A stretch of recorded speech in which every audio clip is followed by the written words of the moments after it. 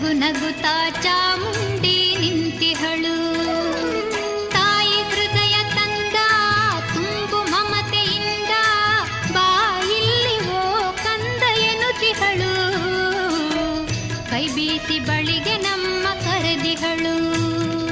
ನೋಡು ನೋಡು ಕಣ್ಣಾರ ನಿಂತಿ